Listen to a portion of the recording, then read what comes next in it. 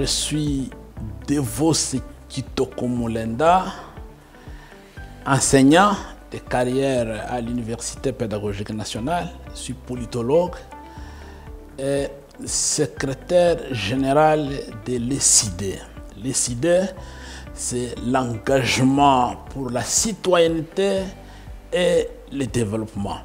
Le parti présidé aujourd'hui par le commandant du peuple, le président Martin Fayulu. La Mouka se porte très bien. Notre leader, le commandant du peuple Martin Fayulu Madidi, est en parfaite santé, en très bonne santé. Il n'y a pas de souci. Nous avons décidé depuis un mois que chaque parti membre de la coalition Lamouka devait organiser des réunions de haut niveau. Chez nous à l'ESIDE, nous organisons le Conseil national. C'est le parlement de notre parti. Les assises de ce Conseil national vont se tenir du 1er au 4 mars prochain, donc dans une semaine pratiquement. L'ensemble des partis politiques membres de la coalition Lamouka vont aussi organiser au sein de leur parti, conformément à leur structuration, des réunions de haut niveau pour faire le diagnostic de la situation politique actuelle. À la fin de toutes ces réunions, des différents partis politiques membres de la coalition Lamouka, nous aurons la convention de notre plateforme. Et cette convention va définir les grandes lignes politiques de notre combat. Donc soyez patients, c'est dans une semaine pour nous de décider. Et pour d'autres partis, les réunions sont en train de se dérouler. Et après une semaine, le coordonnateur en exercice de la Mouka va signer un communiqué au cours duquel il va déterminer le jour de la convention de la Mouka et vous allez assister et les résolutions seront rendues publiques.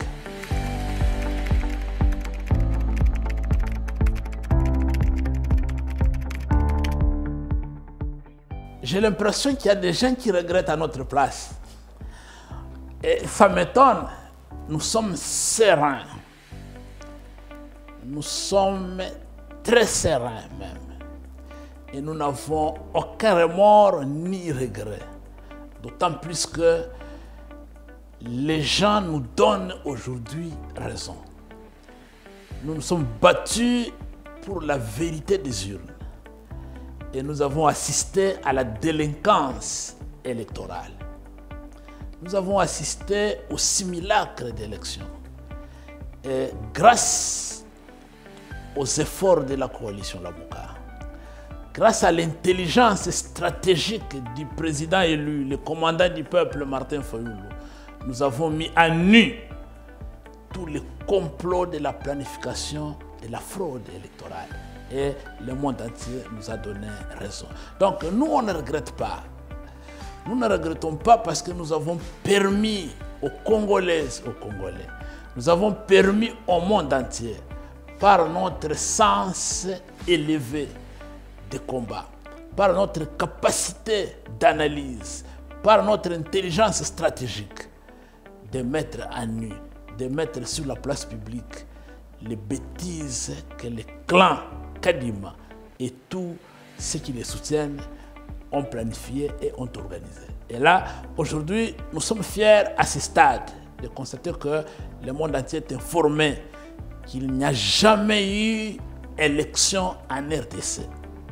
C'est tout simplement un simulacre d'élection, un théâtre électoral, et cette délinquance électorale nous a conduit aujourd'hui au renforcement de la crise de légitimité.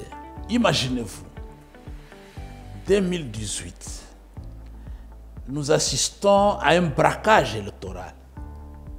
Martin Fayulu gagne haut les mains l'élection présidentielle. La victoire du peuple est confisquée. M. Antoine Félix Tshilombo est nommé président de la République. Et Martin Fayulu prend l'engagement d'allumer la flamme du combat pour la vérité des urnes. Depuis le 24 janvier 2019 jusqu'au 30 décembre 2023, nous sommes debout, en train de nous battre nuit et jour contre ce régime de fraudeurs et de jouisseurs, sans repli. Nous étions nombreux dans la coalition Lamuka. Il y a eu beaucoup de nos compatriotes qui étaient avec nous, qui nous ont quittés, qui sont allés dans le gouvernement de l'Union sacrée. Nous sommes restés dehors. On avait toutes les possibilités d'aller comme les autres l'ont fait, lécher les bottes de M. Tshilombo et avoir des ministères pour remplir nos poches. On ne l'a pas fait.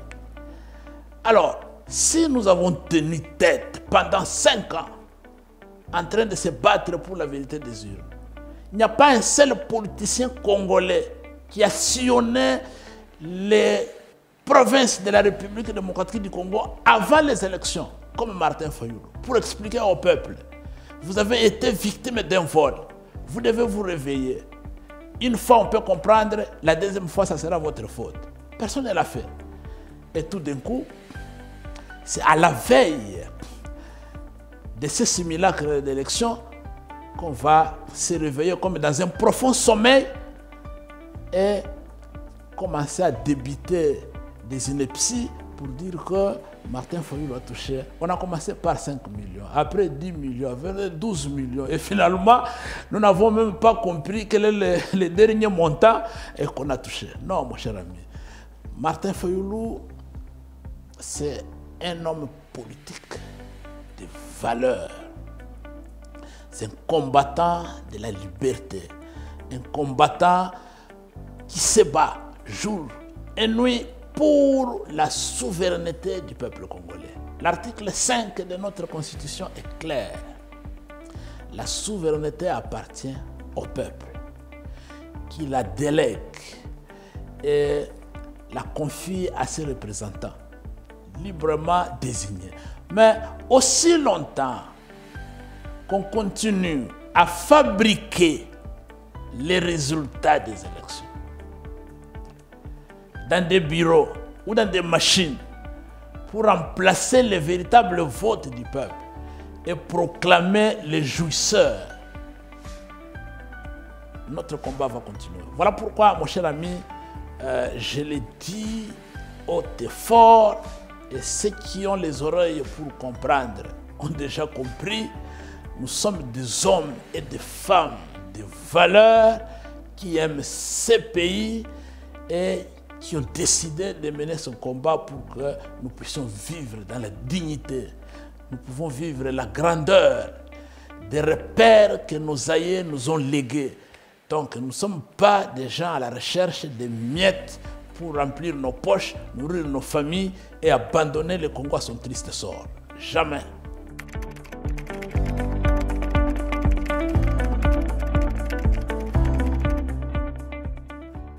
Nous ne sommes pas des opposants, nous sommes des résistants. Nous ne reconnaissons pas la légitimité de ce pouvoir. Vous résistez contre qui? Nous résistons contre ce régime de fraudeurs, ce régime de délinquants électoraux. Nous ne sommes pas d'accord avec ce qui s'est passé un jour avant, non, le même jour des élections, à l'aube, le 20, l'après-midi. Le commandant du peuple, Martin Fayulu Madidi, ayant reçu les rapports de tous nos délégués de 26 provinces, du chaos électoral auquel on est en train d'assister. Un chaos politiquement, techniquement organisé. Les témoins chassés. Et vous avez les rapports de la CENCO et de l'ECC. Les observateurs chassés. Les machines qui viennent sans être ouvertes en présence de nos témoins des observateurs. déjà les données configurées à l'avance, qui viennent en retard.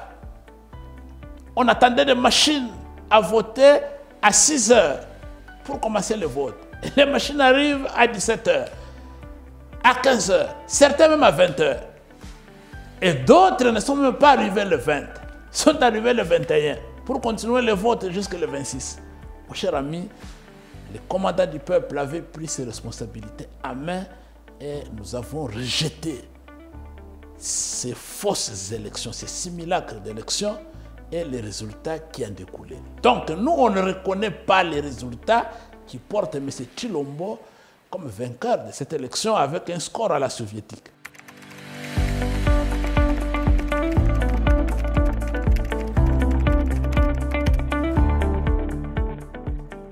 Mon cher ami, d'abord il faut reconnaître que M. Tshilombo, comme tous les autres opportunistes politiques, c'est un démagogue. Il faut l'écouter. Comme on dit, vous chassez le naturel, il revient au galon. Il faut l'écouter. Et tout démagogue, c'est un manipulateur manipulé qui manipule. Et là, il est là comme calculateur. La main est tendue. Oui, nous sommes des Bantous. Dans notre tradition, les discussions, les dialogues, les concertations font partie de notre être. Mais si nous acceptons, nous disons que la main est étendue, nous devons nous savoir, nous allons discuter sur quoi. Mais si vous dites que les choses ne se sont pas bien passées et qu'une frange de notre classe politique ou de notre architecture institutionnelle nous a mis en difficulté, venons, on se met autour de la table. On se pose des questions. Comment nous sommes arrivés là? Comment nous sommes allés à l'élection présidentielle, les élections législatives nationales et provinciales, voire municipales et locales, sans fichier électoral? On nous a parlé de 49 millions. Après 43 millions quelques, après 42 millions. Et finalement, quel a été le véritable fichier électoral? Pourquoi on ne l'a pas audité par un organisme international ayant une expertise avérée en la matière, comme on a demandé? Pourquoi on a refusé l'audit citoyen demandé par nos pères spirituels de l'ECC et de la CENCO?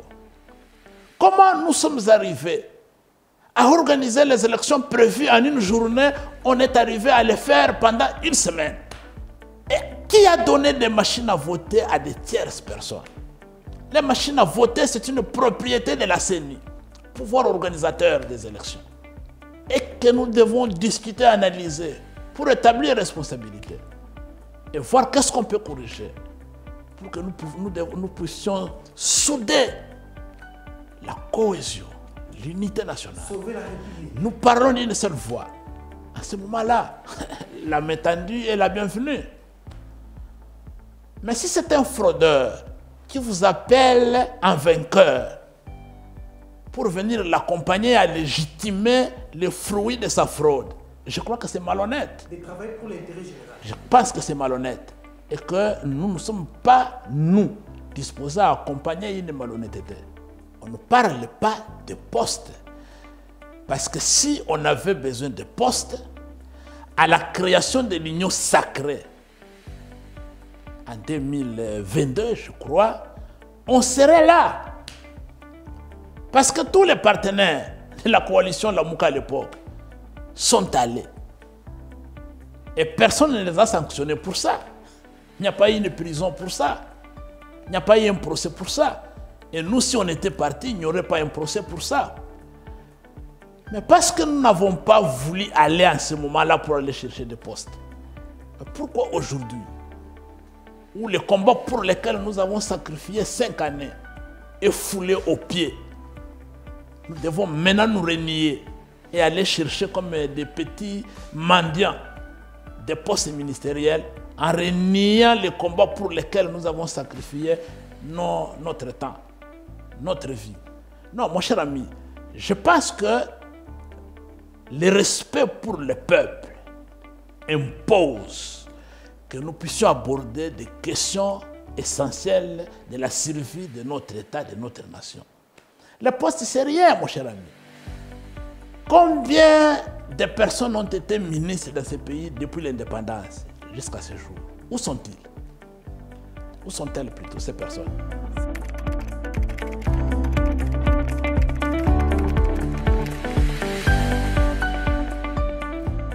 Je n'aime pas trop parler des autres parce que je suis offrant pour notre peuple. Je préfère parler de notre combat. Le président Moïse Katumbi ainsi que d'autres compagnons avec qui on a été offrant, chacun a défini sa ligne de conduite pour ce combat politique.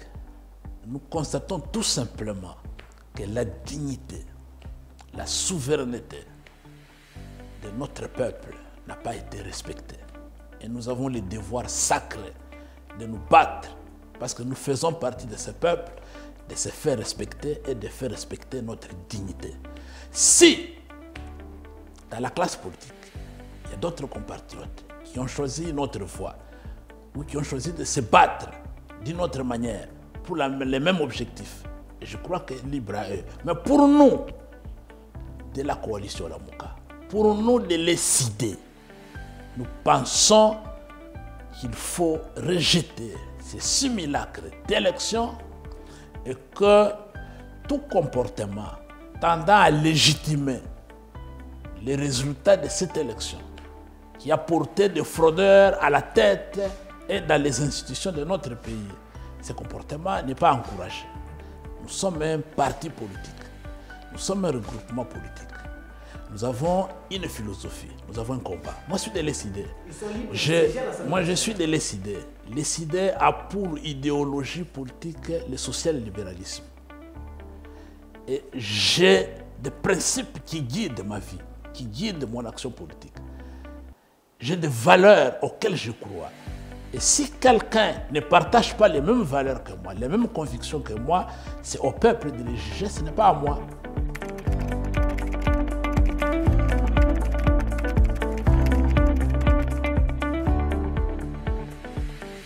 Ce que les étrangers font, c'est une interpellation pour nous. Qu'est-ce que nous sommes réellement? Est-ce que ceux qui sont à la tête du pays, qui côtoient l'Union européenne, qui côtoient les États-Unis, qui ont chanté la diplomatie de très haut niveau, comment ils s'évaluent aujourd'hui vis-à-vis du destin de notre nation? Moi, je vis les gens marcher ici à Kinshasa pour fermer l'ambassade des États-Unis, de la France, de la Grande-Bretagne. Mais quand moi, mon parti, ma coalition politique, Lamuka, nous avons organisé des marches pour demander la fermeture de l'ambassade du Rwanda en RDC, nous avons été tabassés, gazés comme des voleurs de poules.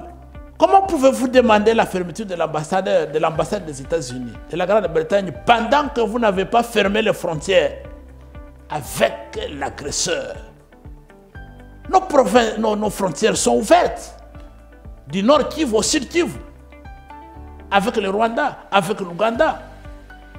Et chaque jour, nous déplorons l'entrée ou les entrées massives des éléments de l'armée rwandaise et ougandaise dans notre pays. Mais les frontières sont ouvertes, vous ne voulez pas, que vous ne contrôlez pas. Vous ne voulez pas qu'ils entrent, pourquoi?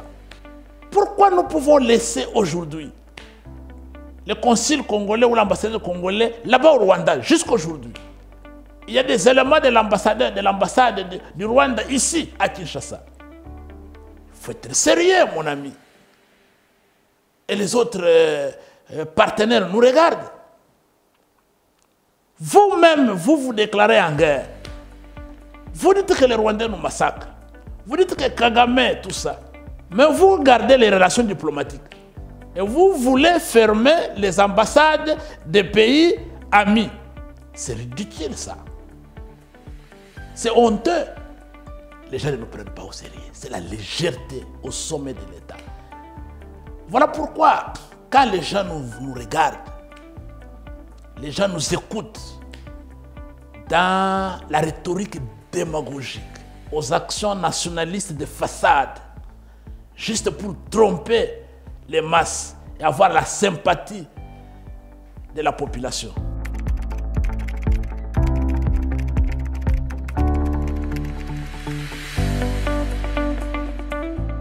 Je demande au peuple congolais en train d'organiser la résistance passive contre les fraudeurs de ne pas lâcher. Ceux qui ont fraudé, ceux qui ont fabriqué les résultats avec des machines à voter dans leur maison, leur temps est compté. Nous allons en finir avec eux, c'est pour bientôt. Mais nous devons faire la part des choses. L'agression de notre pays par le Rwanda et l'Ouganda n'est pas à mélanger avec les problèmes internes. Mais nous avons besoin de renforcer la cohésion, l'unité entre les parties prenantes de la classe politique congolaise, de toutes les couches de notre nation pour faire face à l'agression dont notre pays est victime. Et pour cela, nous devons engager des discussions franches, des discussions entre toutes les parties prenantes au processus électoral de la classe politique. Les principales forces significatives sont connues de façon à trouver un consensus sur ce qui nous divise. Il faut juguler la crise de légitimité qui est en train de prendre de l'ampleur et renforcer la cohésion, l'unité nationale qui sont des gages nécessaires pour faire face aux envahisseurs rwandais et ougandais. La guerre, le peuple congolais va la gagner. L'armée congolaise va gagner cette guerre. Nous n'avons jamais perdu une guerre dans l'histoire de la République démocratique du Congo. Tous ceux qui ont tenté de nous diviser ont récolté l'échec. Les Rwandais vont aussi échouer. Mais nous avons besoin de plus d'unité et de cohésion. Et pour cela, on doit discuter. On doit se parler franchement entre nous pour aplanir nos divergences.